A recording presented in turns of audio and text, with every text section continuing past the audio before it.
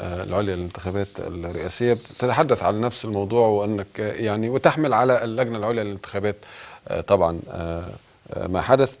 اللجنة تاني يوم أصدرت هذا الملف الطويل العريض يحوي القصة كلها من أولها إلى آخرها.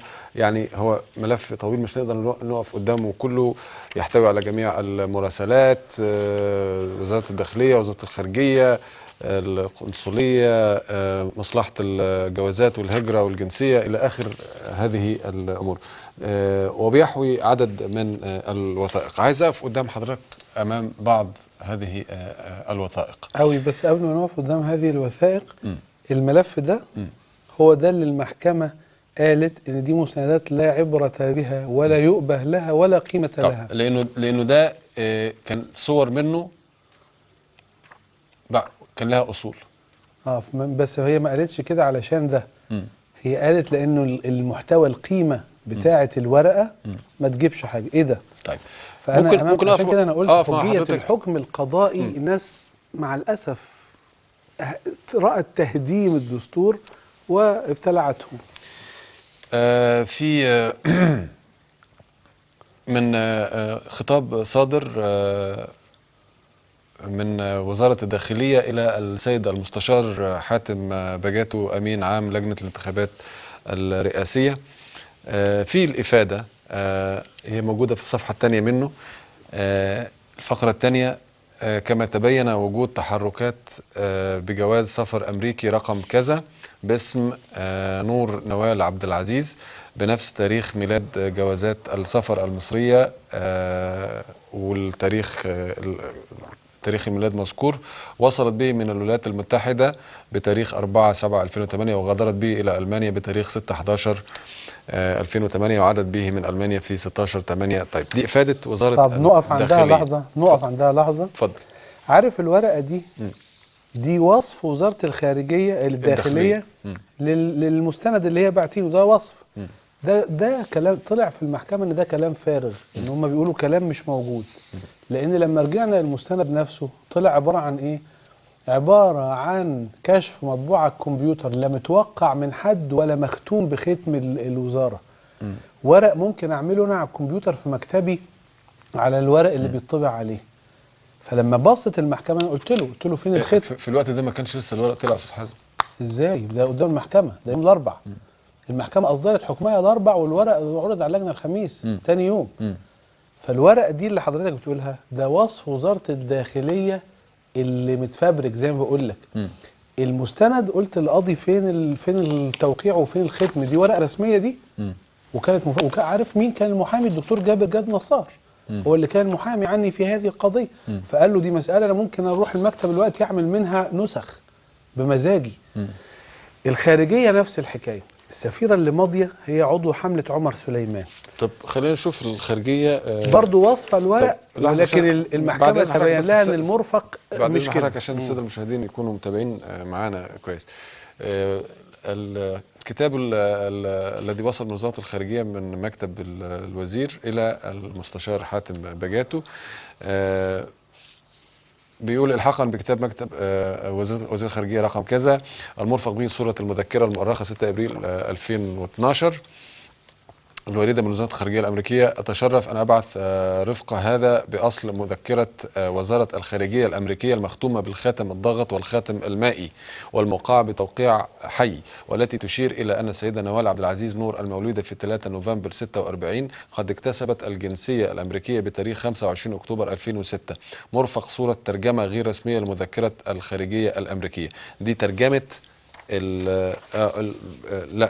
الأصل الأول اللي هو باللغة الإنجليزية، اللي هو مرفق بالصورة، موجود الصفحة الثانية يا جماعة.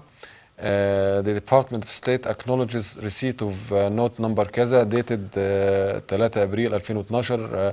يعني وزارة الخارجية الأمريكية طبعا. لا مش طبعا، مش فيش الأمريكية.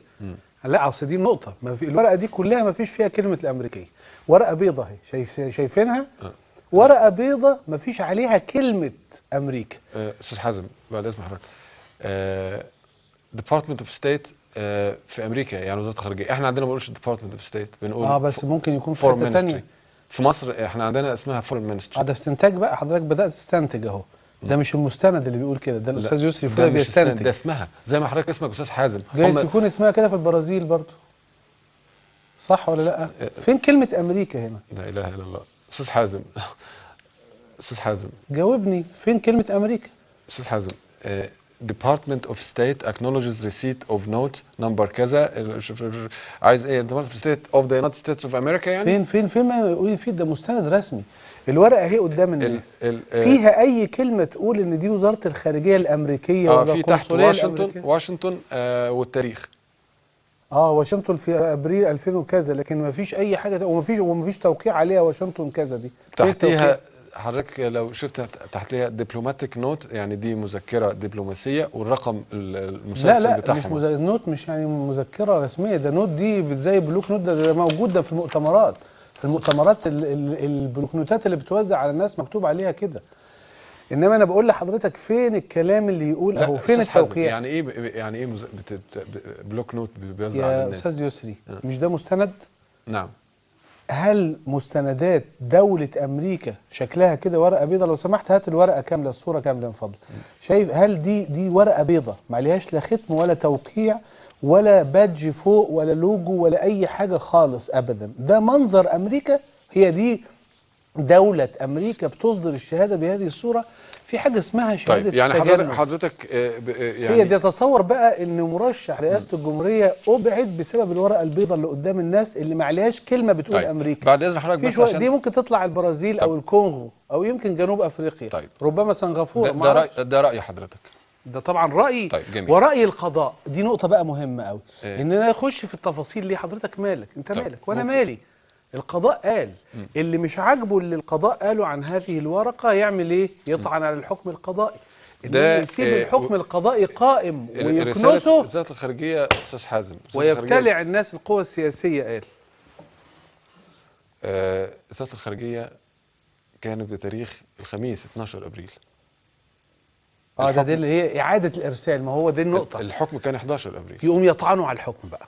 يقوم يقول له انا جالي مستند جديد ويقدم طعن على الحكم. هو ده القانون المصري، ده الدستور، مش يذبح الدستور.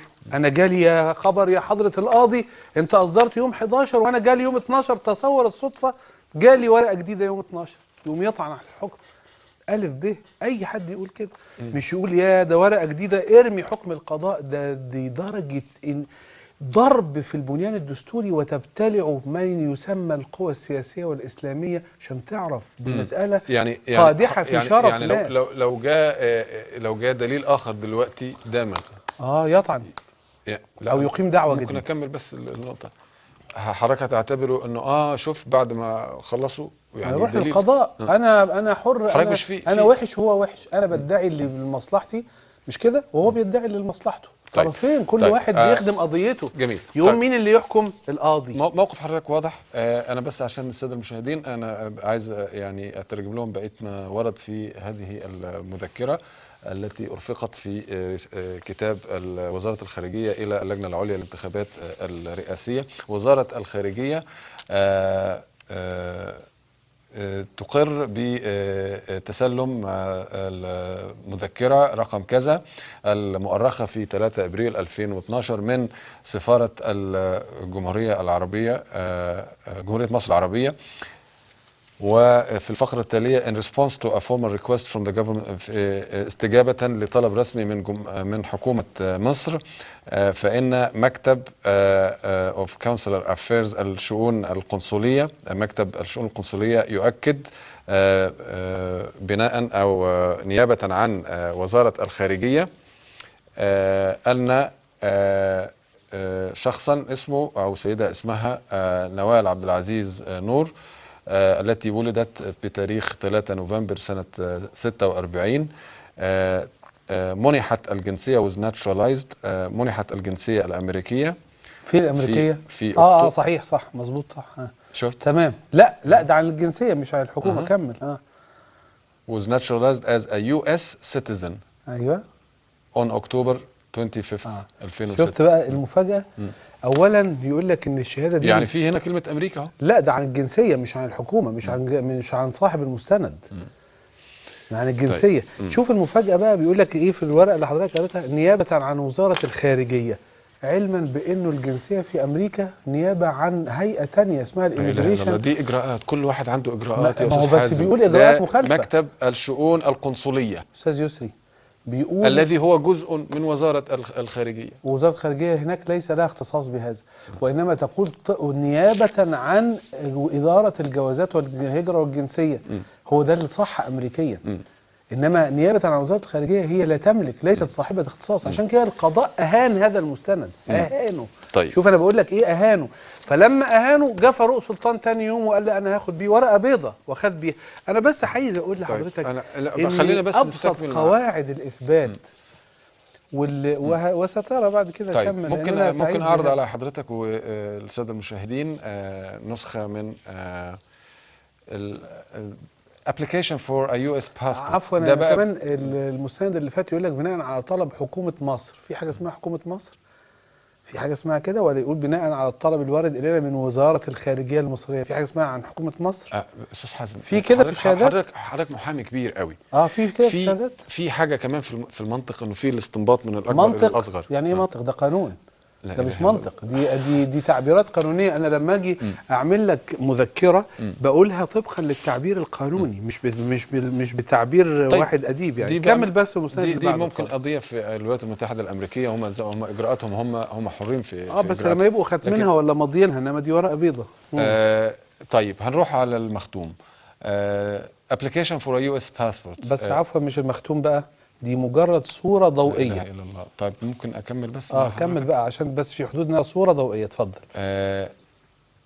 ده ايه ده؟ بالالوان اهو. هو بالالوان. طيب. يعني جميل. صورة ضوئية مكنة بالالوان، دي مشكلة. طيب. جميل. دي اختراع متصورة بمكنة الوان عادية، وهم معترفين بانها صورة ضوئية، مش انا اللي بقول يعني. طيب. صورة بالمكنة. جميل. ده طلب الحصول على الجنسية الأمريكية المقدم من قبل السيدة رحمها الله نوال عبد العزيز نور. لا هات الصفحة الثانية بتاعته. هنجيب الصفحة الثانية طبعا. هات الصفحة الثانية، ما تكبرش الحتة اللي فيها الاسم. هات الصفحة الثانية لو سمحت. لا بتاعته. ليه ما نكبرش الحتة اللي فيها الاسم؟ ده مش ده خط الوالدة الله يرحمها؟ لا ده اللي مالي الاستمارة، ده اللي مالي الاستمارة. انما هات بقى التوقيع. طيب هات لو سمحت، هات الورقة، ما هو ظهرها في التوقيع. يعني في حد مال الاستمارة؟ هات التوقيع بس من فضلك. لا ممكن بس حضرتك تشرح لنا يعني. انا بقول لك اهو الاستمارة دي من صفحتين. المفروض ان الكلام ده مكتوب وفي الاخر صاحب الشأن يوقع عليه. هات لي بقى هات لي التوقيع بتاعها في الصفحة الثانية. طب عايز اعرف الاول بس حضرتك سؤال بسيط. ده خط الوالدة ولا مش خط الوالدة؟ لا. في حد كتب نيابة عنها يعني؟ نيابة عنها؟ إذا كان المستند أنا بقول له لا وجود له. المستند لا وجود له. احنا هنألف. أنا بقول لحضرتك أنا عايز التوقيع بتاعها فين على الورقة. هنجيب جماعة جاهز. ادي الصفحة الثانية منه. أيوه. أو ظهره. ادي توقيع. كويس أوي. هو التوقيع ده هو بينسبه. كويس. هات لي بقى الصفحة لو سمحت المستند اللي بعده، هتلاقيه طامس هذا التوقيع. يعني ايه ليه؟ طمسه. هات الورقه اللي بعدها. لا استاذ حازم خلينا شويه يعني ايه. على فكره مش بقول لحضرتك ارائي، انا بقول لحضرتك ما انتهى. ممكن اسال حضرتك انا حكم المحكمه. لا اله الا الله. ده توقيع الوالده؟ لا ده مش توقيع الوالده. طبعا قطعا. دي صوره ضوئيه متركبه بعضها على بعض، وانا وريتهم الحدود اللي فيها التركيب، ولذلك جحدتها وسقطت. وتحديت المستشار فاروق سلطان واعضاء اللجنه، قلت له لو هتصدر قرار برفض تظلمي بقبول هذا، اتحداكم انكم تطلعوه قرار مسبب وتقولوا حيث انه طعن على هذه الورقه بانها صوره متركبه، ومع ذلك اللجنه هتاخد بيها. ولذلك ما قدرش وما يقدروش لغايه دلوقتي. انا اتحدى شرفهم القضائي. شوف انا بقول ايه، شوف كده، انه يطلع كلام مسبب بأي سلطان اعتمد على صورة ضوئية مجحودة. في كده في القانون كله. وطبعا احنا بيسمعنا دلوقتي أساتذة قانون ومستشارين.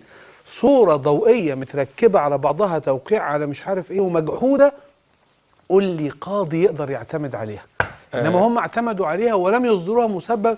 وها انا ذا اقول يا معالي المستشار فاروق سلطان ويا اعضاء اللجنة، انا اتحدى شرفكم القضائي ان تردوا كيف اعتمدتم في تثبيت في قراركم على صورة ضوئية مجحودة؟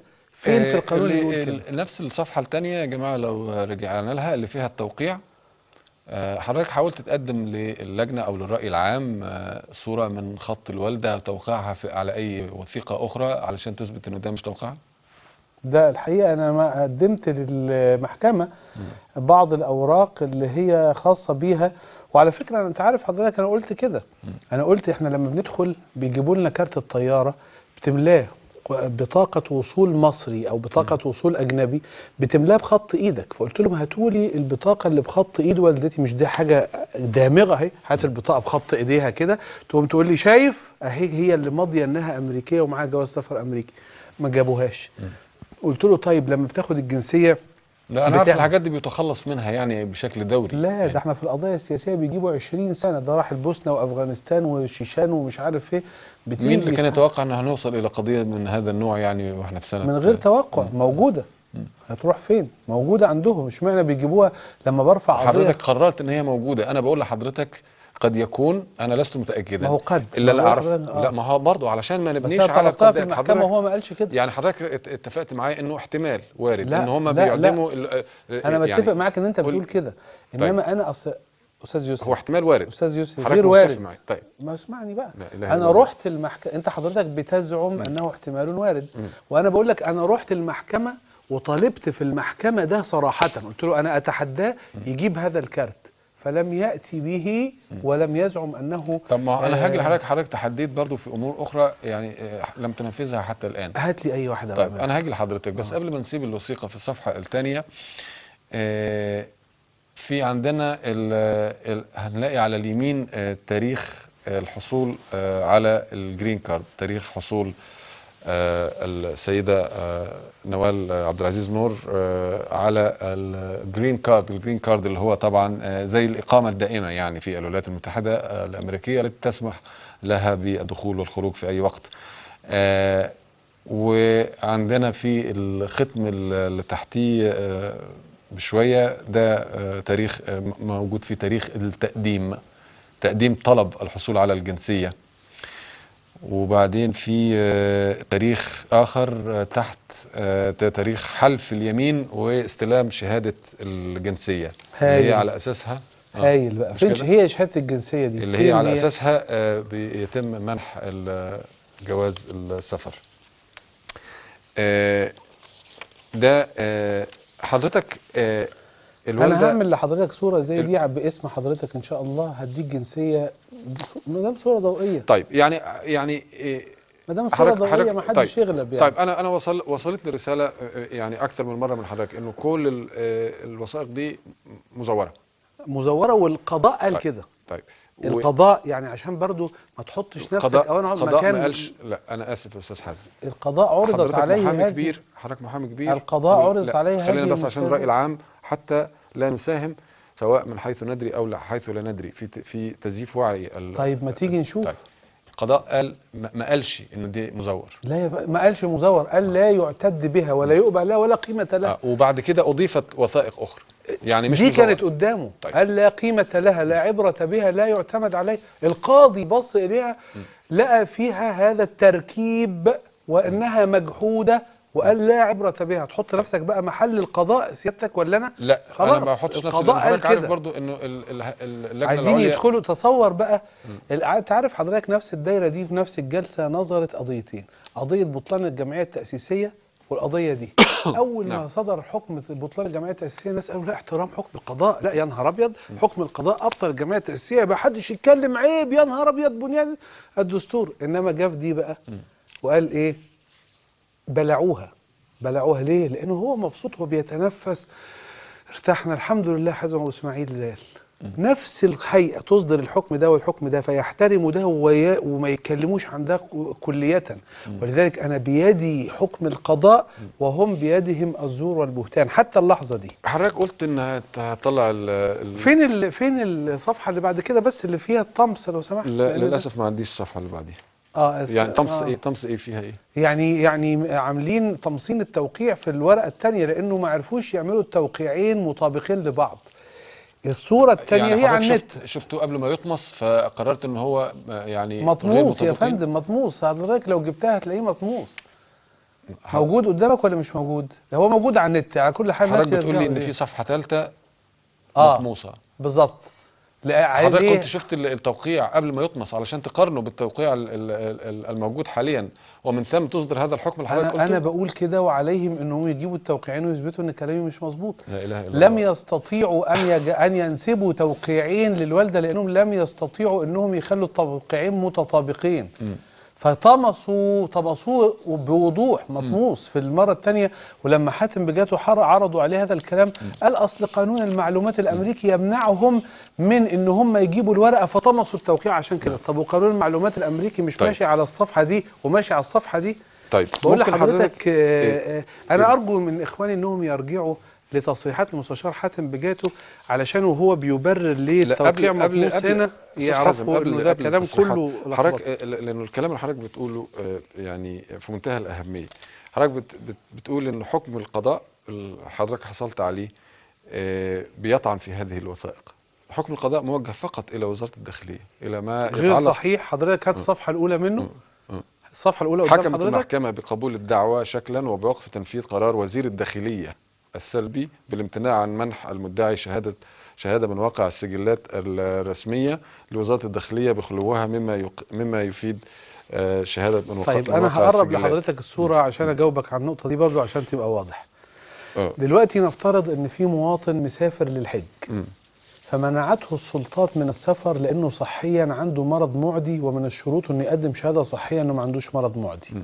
بيروح يرفع الدعوه على وزاره الصحه وعلى وزاره الداخليه، يقول لهم انا ما عنديش مرض معدي، وبالتالي خلوا وزاره الداخليه تسمح لي بالسفر. فيصدر الحكم ضد وزاره الصحه ان الراجل ده سليم وما عندوش مرض معدي، وبناء عليه وزير الداخليه خليه يسافر، ويبقى الحكم حجه على الاثنين. حضرتك مش راضي تجيب الصفحه الاولى ليه من الحكم؟ هتلاقي الصفحه الاولى من الحكم انا مش راضي. طيب صادر ضد مين؟ وزير الداخليه ووزير الخارجيه ورئيس لجنه الرئاسيه. ده حضرتك انت اللي يعني بتدعي على دول بصفتهم. بالظبط كده. ان انا بقول يا محكمه، في الاخر المختص باداره الهجره والجنسيه والجوازات هو وزير الداخليه، بس طلعي لي الحكم في مواجهه وزاره لجنه الشؤون الرئاسيه، لجنه الانتخابات الرئاسيه، ووزير الخارجيه ووزير الداخليه، علشان في الاخر هاخد شهاده انه المختص ما يقدرش يزعم ان فلانه معاها جنسيه امريكيه.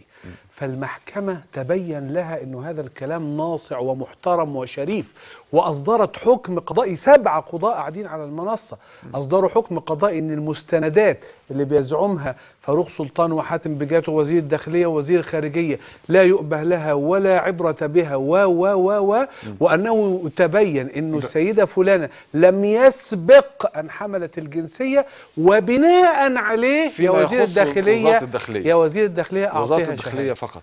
لا يا فندم، هات الحكم وانا اقراه. لا اله الا الله. هو الحكم قدامي اهو، انا اراه وهنعرضه كمان على الساده المشاهدين. الحكم حكمت المحكمه بقبول الدعوى شكلا. لو سمحت نعم. لو سمحت ممكن تقرا الفقره اللي قبلها؟ الفقره اللي قبل الحكم مباشره؟ ايوه. من حيث انه عن ركن الاستعجال فهو متوافر بدوري. لا بعد الاستعجال، قبل الاستعجال الفقره اللي قبل الاستعجال اللي هي عن المستندات اللي هي اخر الصفحه دي. ايوه. ومن حيث انه لا ينال مما انتهت اليه المحكمه ما اودعه محامي الجهه الاداريه بعد حجز الدعوه ده قبلها بقى كمان. طب ماشي زي بعض. من صوره كتاب مساعد وزير الخارجيه المشاور الذي يفيد انه مرفق به صوره ضوئيه من المذكره المؤرخه الوارده من وزاره الخارجيه الامريكيه، صورة ضوئية من الطلب الذي تقدمت بوالدة المدعي للحصول على جواز سفر أمريكي، صورة ضوئية من استمارة التصويت الخاصة بوالدة مش عارف لذلك، مطالعة الأوراق تبين أنه مجرد صور ضوئية غير مقروءة وغير منسوبة إلى أي جهة رسمية. يعني سلام. طيب يعني حضرتك لا ما كمل ولا يؤبه به ولا عبرة لا به وكذا على بيان أوكي والختم يعني شايف حضرتك لو سمحت حضرتك عايز الأصول اقرأوا الكلام. لما حضرتك عايز الأصول يعني لو اتحداهم انا بتحداهم يا ريت. طيب القاضي قال هذا مش انا. القاضي وخصومي او اللي بيقولوا كده من الذين فقدوا العلم والشرف بيقولوا عكسه. ليه بقول فقدوا العلم والشرف؟ لانه مش ملتزم بحجيه الحكم القضائي. انا اللي معي حكم قضائي وهم ليس معه. والحكم القضائي عفوا، شايف حضرتك السطر، مش انا طبعا مع الاجلال الكامل، بس انت مش قادر تقراه لاخره. ليه؟ لانه فظيع. لا خلاص ما هو نازل على النت وكل الناس هيقروه، انما المساله واصله لاول الصفحه اللي بعدها. لا والفقره اللي حضرتك قبلها. عايز خليني اقرا ايه؟ ذلك انه بمطلعه هذا وتبين انها مجرد صور ضوئيه غير مقروءه وغير منسوبه الى اي جهه رسميه، وفضلا عن انه قد وجد بهذه الاوراق خاتم اعتماد على بياض بلغه اجنبيه، والخاتم مطموس، وهي اوراق لا تقوى في الواقع القانوني على اثبات اي دليل او نفيه. شايف؟ على اثبات اي دليل شايف؟ او نفيه. ايوه. طيب جميل. ده اللي هو في نهايه المطاف. وحشين القضاة يعني خلاص انهم حكموا بكده. لا هو وصل لحالة في مواجهة لجنة الانتخابات الرئاسية والداخلية والخارجية، وبناء عليه قال، وانا ضربت لك مثال وزارة الصحة. اوكي، ووجه الحكم في نهاية المطاف الى وزارة الداخلية. لا، الحكم اهو احنا بيسمعنا دلوقتي المستشارين ورجال القضاء والقانون واساتذه الجامعه والمحامين. الحكم حجه على الاسماء اللي بتبقى وارده في الصفحه الاولى. طيب حجه جميل. عليهم تلزمهم جميعا، مش هم يجيبوا من عند نفسهم. طيب جميل. ومن ثم تاني يوم اللي هو يوم 12 وزاره الخارجيه قدمت الورق بتاعها.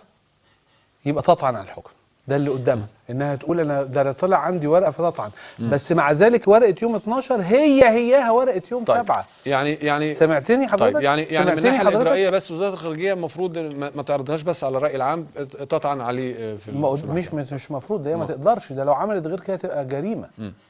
جريمه. ازاي تخالف حكم القضاء بدون ما تطعن عليه؟ وبعدين هو يوم 12 مش جات له ورقه ما كانتش عنده، دي كانت عنده من يوم 7. موجود عند حضرتك الكلام. وعمل لها إعادة إصدار يوم 12 عشان يبين، وليس قدامه إلا إنه يطعن. دول أجرموا.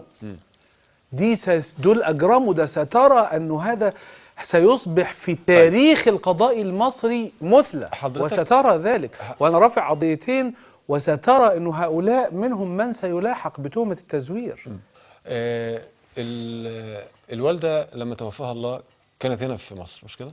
لا يعني لأنها جاءت في حالة مرضية شديدة جدا، وطبعا هي أصيبت يعني ببعض الأشياء يعني، كانت في مصر. نعم. فجاءت في الشوط الأخير من حياتها. طيب. قعدت 2 وتوفي أو 3 وتوفيت يعني. طيب كانت في مصر. طيب. وعلى فكرة التاريخ اللي دخلت فيه حقيقة ليس التاريخ المنسوب يعني. طيب جميل. طيب أنا سعيد إن حضرتك بتحل نفسك محل القضاء في التحقيق في التفصيلي في الموضوع. ولا أحكم على أحد في الآخر. الحكم للقضاء وليس للناس وليس لك. لا أحكم. لكن أنتم تريدون هذا المنهج لأنه مش طايقين حكم القضاء. لا إله إلا الله.